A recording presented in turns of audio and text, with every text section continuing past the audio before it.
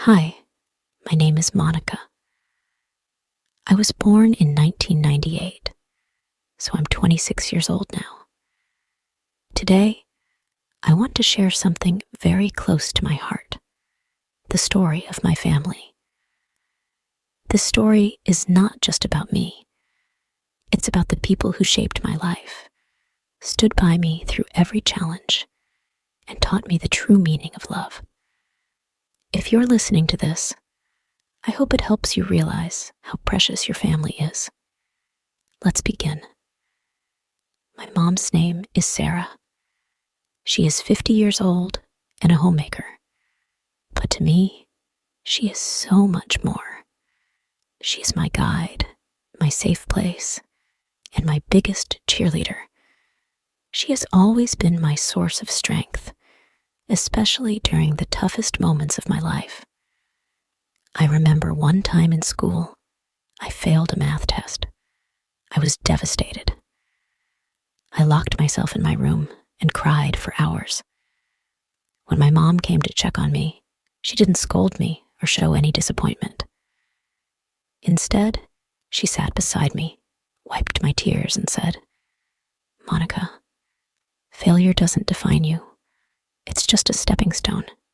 You fall, you rise, and you try again." Her words gave me hope, and I worked harder than ever. The next time, I didn't just pass. I topped the class. My mom is the heart of our home. She cooks the most amazing meals, and every bite feels like love. She makes the house warm and comforting, always filling it with her laughter and care. She never complains, even though I know how much work she does for all of us. My dad's name is Michael. He's 54 years old and works as a businessman. To me, he's more than just my dad. He's my hero. My dad has always been my role model. He's the one who taught me to believe in myself and never give up. Whenever I feel scared or unsure about something, I think about what he once told me. "Monica, no one in the world is better than you. Walk with confidence, and the world will follow." I'll never forget the time I had to perform in a school play. I was so nervous that I wanted to quit. But my dad spent hours helping me practice, and he even watched me rehearse the same lines over and over without complaining. On the day of the play, he sat in the front row, clapping louder than anyone else.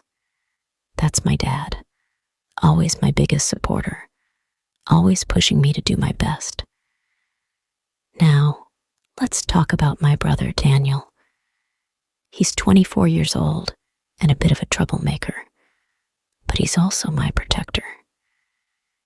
If you have a brother, you know how they can drive you crazy one moment and make you feel safe the next. One day at school, some boys were making fun of me. When Daniel found out, he didn't hesitate for a second. He marched up to them and said, "If you even look at my sister again, you'll regret it." From that day, no one dared to say a word against me. Daniel may tease me all the time at home, but when it comes to protecting me, he's always there.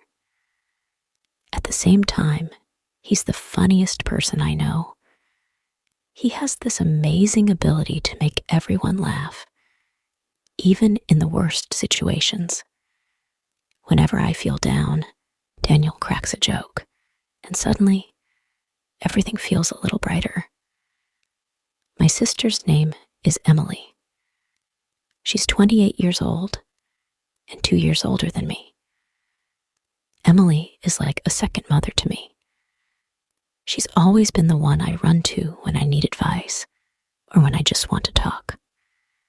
When I was a little girl, I was terrified of thunderstorms. Every time it rained, I would hide under my blanket, shaking with fear. Emily would climb into my bed, hug me tight, and tell me stories until I fell asleep. Even now, when life feels overwhelming, one phone call to Emily can make everything better. She has this way of making you feel like everything will be okay, no matter what. Today, I live far away from my family because of my job. And let me tell you, it's not easy. I miss them every single day. I miss my mom's hugs, my dad's wisdom, Daniel's jokes, and Emily's comforting words. When I was at home, I didn't realize how lucky I was. I took everything for granted.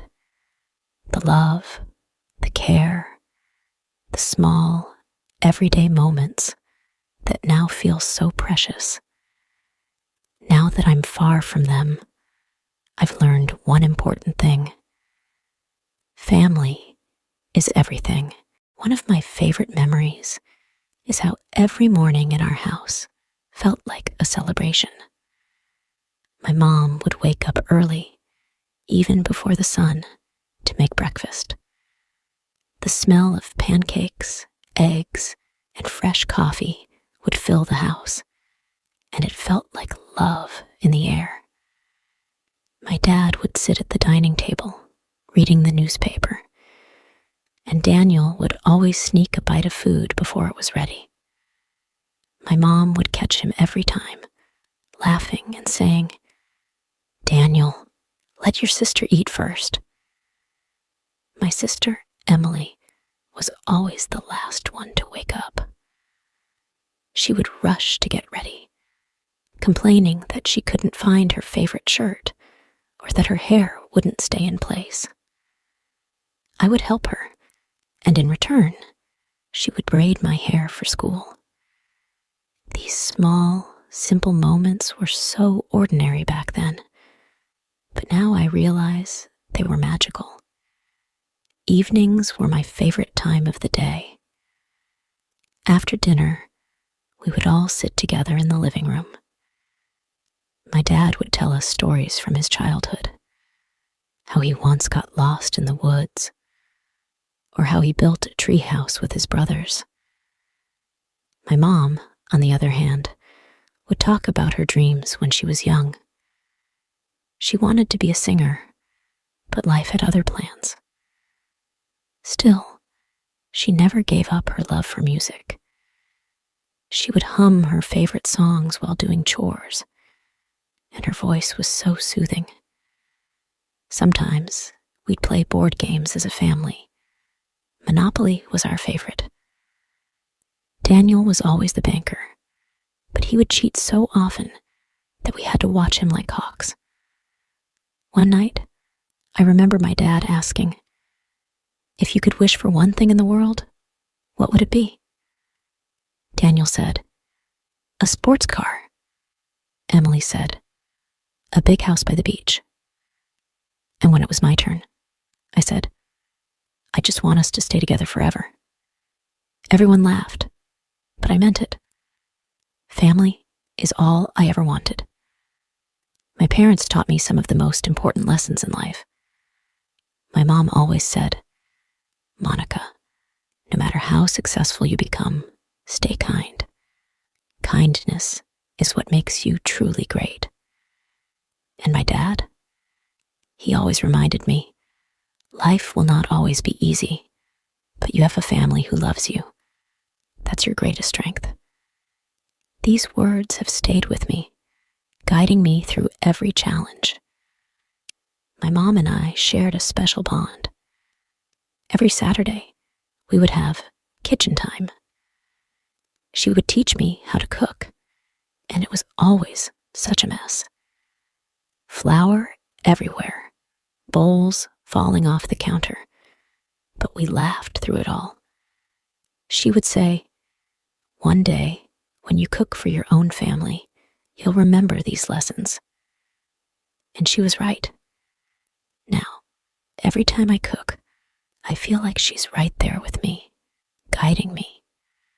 One day, when I was about 14, I had a big fight with my best friend. I came home crying, and my dad found me sitting on the porch. He sat down next to me and said, "Monica, not everyone will stay in your life. Friends may come and go, but your family is forever." At the time, I didn't fully understand what he meant. But now, years later, I realize how true those words are. Whenever I was sick, Emily would bring me soup and read me stories to cheer me up. She always knew how to make me smile, even when I didn't feel like it.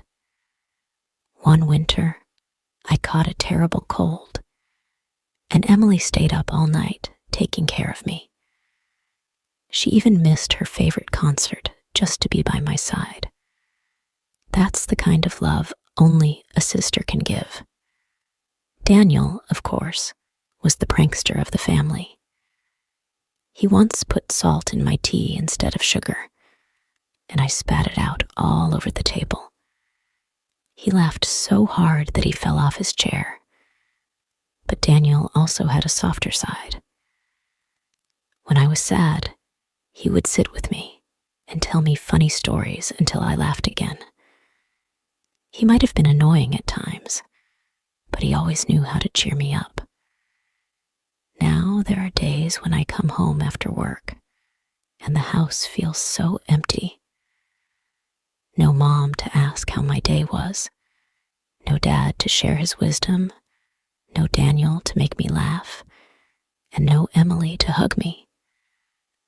I've realized that the true meaning of happiness isn't in big achievements or fancy things.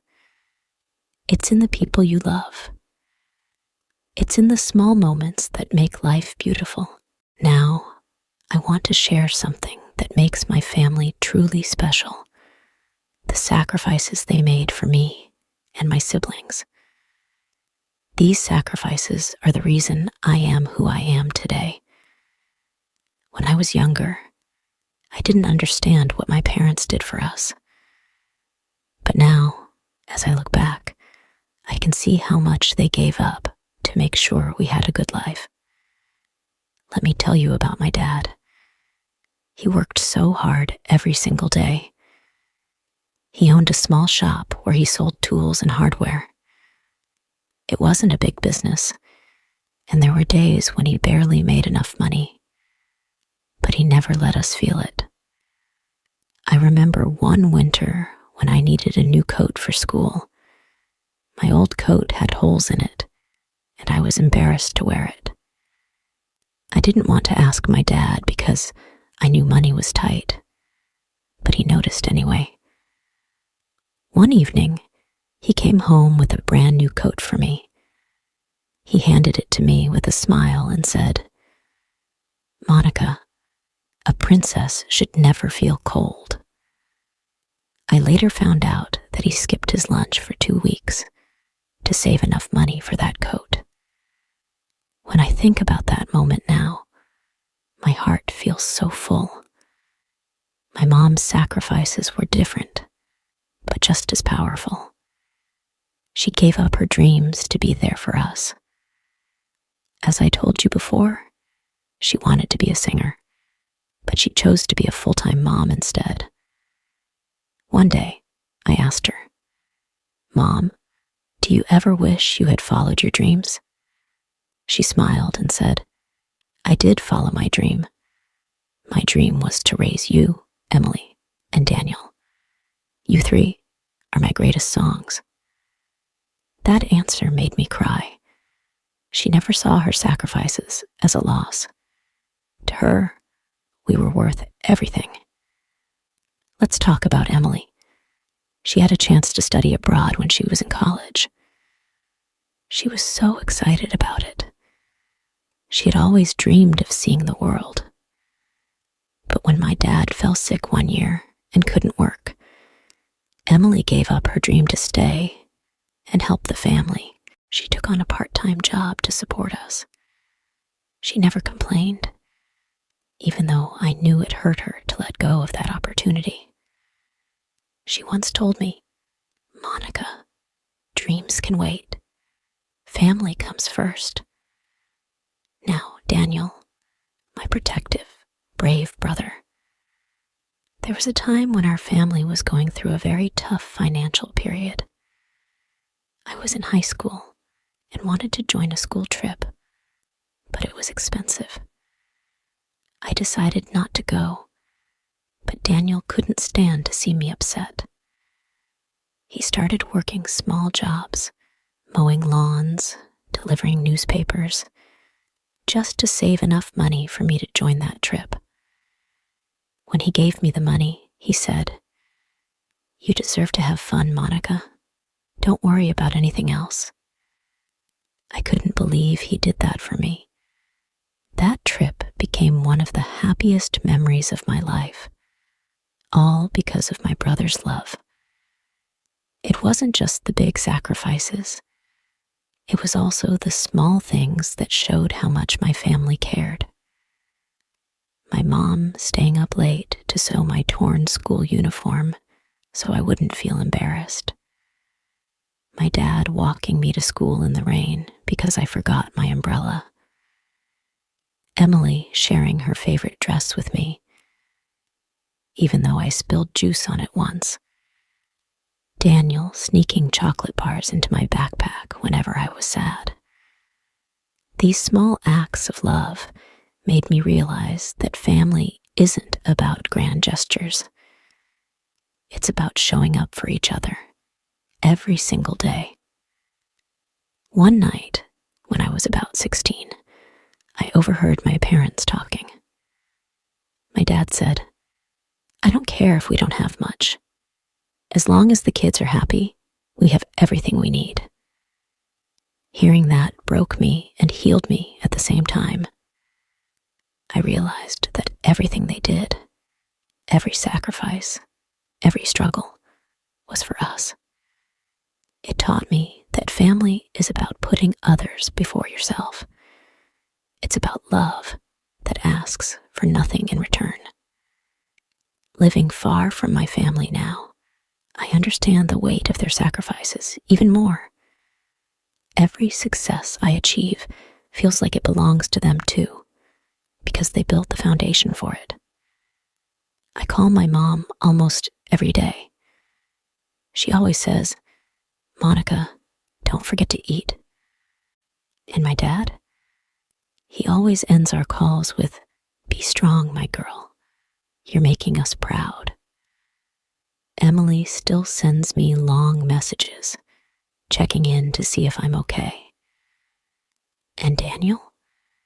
He sends me silly memes that make me laugh no matter how hard my day has been. I want to tell you about something I learned only after I grew up. Family is the strongest bond we have. When life becomes hard, they are the ones who hold us together. When everything falls apart, family is the place where we can start again. Let me share the moments that made me truly understand this. There was a time when I hit the lowest point in my life. I was struggling at my job, feeling like a failure. I couldn't sleep or eat properly, and I started to think I wasn't good enough. One evening, I called my mom. The moment she picked up, I couldn't stop crying. I told her everything, how lost I felt, how nothing was working out. She listened quietly, and then she said, "Monica, life is like the sky. Some days are full of storms, but the storms always pass. You are stronger than you think, and we are always here to lift you up." Hearing her words was like a light in the darkness. I realized I wasn't alone, and that gave me the courage to keep going. When I visited home a few months later, my dad took me for a walk. We didn't say much at first, just walked side by side. Then he turned to me and said, "Monica, do you know why trees grow so strong?" I shook my head, and he continued, "They have deep roots. No matter how strong the wind is, the roots hold the tree steady. Family is your roots. Whenever life feels too hard, remember where you come from. You'll always find your strength there. Those words stayed with me. I think about them whenever I face a challenge. Emily gave me the best piece of advice I've ever received. She said, "Monica, don't chase perfection, chase happiness. And remember, the happiest moments in life are always with family." She was right. The best memories I have are the simplest ones. Sitting on the kitchen floor with Emily, eating cookies and laughing at silly jokes. Watching my dad read bedtime stories, his voice calm and comforting. Helping my mom in the garden, feeling the sun on my face. These moments didn't cost anything, but they are worth more than anything I could ever buy. Daniel, my brother, has his own way of showing love. When I moved far from home, he sent me a letter. It wasn't long, but it meant everything to me. He wrote, "Monica, no matter how far you are, remember this. You have a home, and it's not just a place. It's us. We are your home." Reading those words made me cry. It made me realize that family isn't about being perfect. It's about being there for each other, no matter what. Now that I live on my own, I've learned something important. Success, money, and achievements can feel empty without people to share them with. Family is not just the people who raised you. It's the people who stand by you when no one else does. It's the love that never asks for anything in return. If you are lucky enough to live with your family right now, hug them. Tell them how much you love them. Don't wait for the right moment to show your gratitude. It's always the right moment. And if you're far from your family, call them. Send them a message. Let them know they are in your heart. Life moves fast, and we often forget what really matters. But let me tell you this. No matter how successful you become, no matter how far you go, you will always look back and realize that family was your greatest treasure. Family is like a tree. The branches grow in different directions, but the roots remain the same. These roots give you strength when you feel weak. They remind you of who you are when the world tries to change you. Hold on to them. Fight for them. Because in the end, it's not the house, the job, or the money that stays. It's the love of your family that makes your life meaningful. Before I end this story, I want you to close your eyes and think about your family. Think about the times they helped you, supported you, or simply made you smile. Now, promise yourself this. No matter how busy life gets, no matter how far you go, you will never forget to love them, cherish them, and thank them for being your foundation. Because family isn't just part of your life, it is your life. Take care of your family, and they will take care of you in ways you can't imagine. That's the greatest gift you'll ever have.